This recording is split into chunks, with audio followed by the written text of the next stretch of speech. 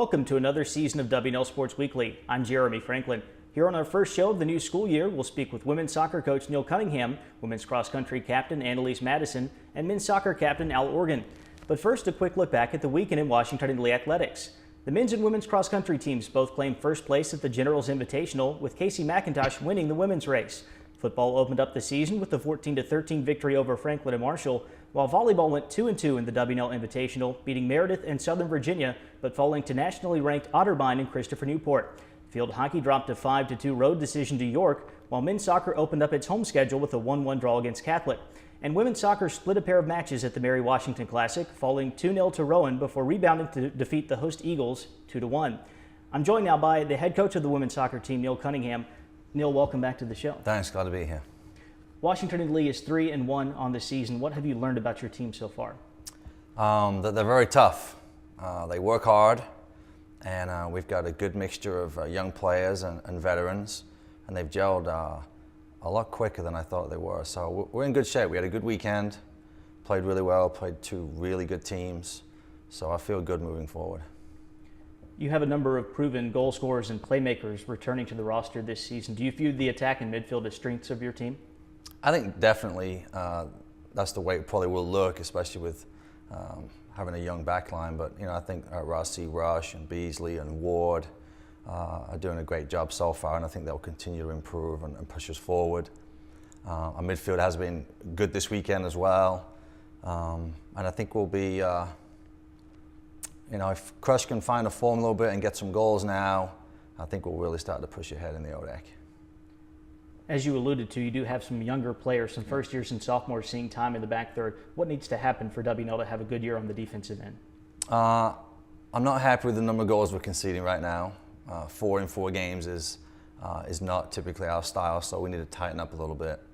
We have changed some players and some personnel back there, and we are very young, so we're either three out of the 4 freshmen at the back or 2 out of 4 on a good day, but either way, it's a lot, and we need to tighten up and stop conceding silly goals.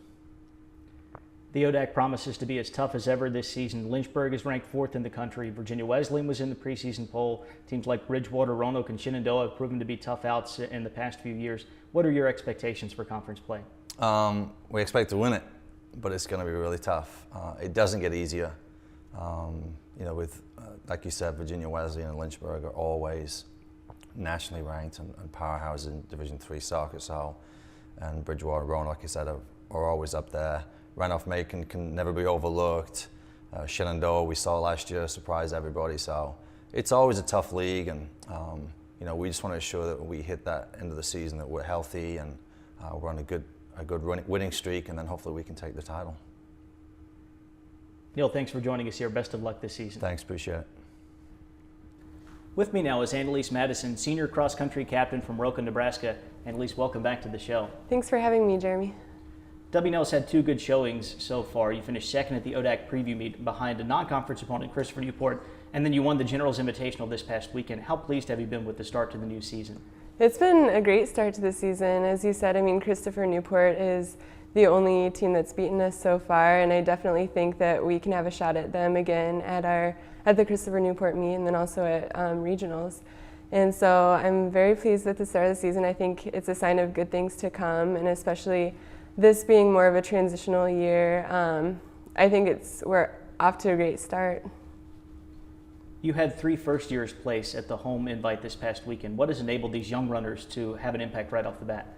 Well, first of all, I think it goes to show their dedication to their training this summer.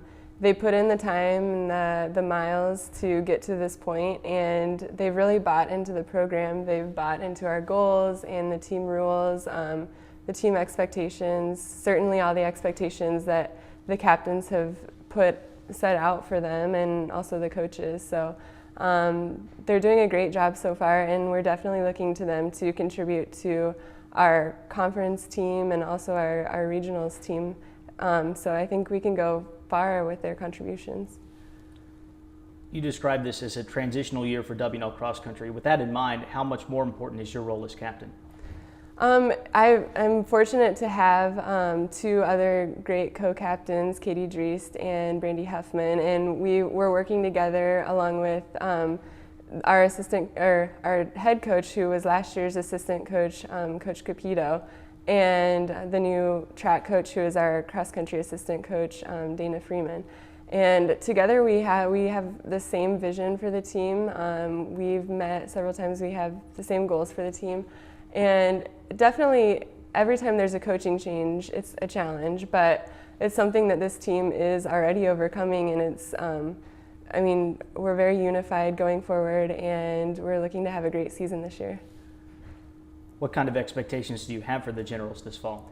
Well, for this year, we're looking to be ODAC champions again, as we were last year, and that's not a given. We have to work towards that, but it's definitely one of our goals this year. And then looking forward, last year it was our closest finish at going to nationals that this team has ever had. We were only 19 points from going to nationals, which isn't much in cross country. So we're looking to get in the top 2 at the regional meet and qualify for nationals as a team, which would be the first time that the women's cross country team has done that. So it's something that we're very excited about. As I said, the freshmen, the upperclassmen, the coaches, we're all on board with that goal, and it motivates us in practice, it motivates us at all of our meets, and that's our goal for this year. Annelise, thanks for joining us here. We wish you the best of luck throughout the season. Thanks, Jeremy. I'm joined now by Al Organ, junior soccer captain from St. Paul, Minnesota. Al, welcome to the show. Thanks for having me.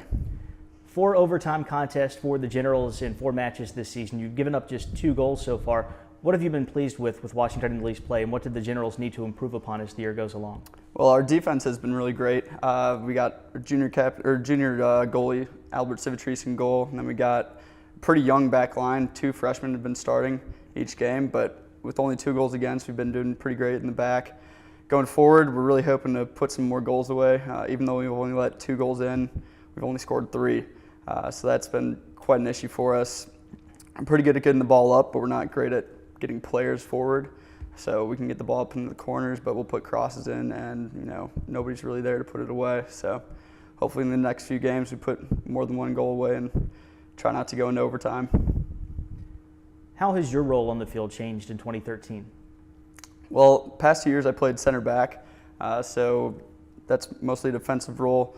This year I'm actually playing center mid, which is what I played mostly through high school. So I'm getting forward a lot more, taking shots, helping the game go forward, playing it out wide, kind of just moving a lot more, covering a lot more ground, so a lot more running involved. The ODAC tends to be an extremely competitive league from top to bottom. How do you prepare for conference matches when anything can happen on any given day? Yeah, so with the ODAC, I mean, even the field type is very important to the game. So a lot of teams have pretty large fields with turf. Some have grass fields, so we'll practice on the football field if we're playing an away game on turf.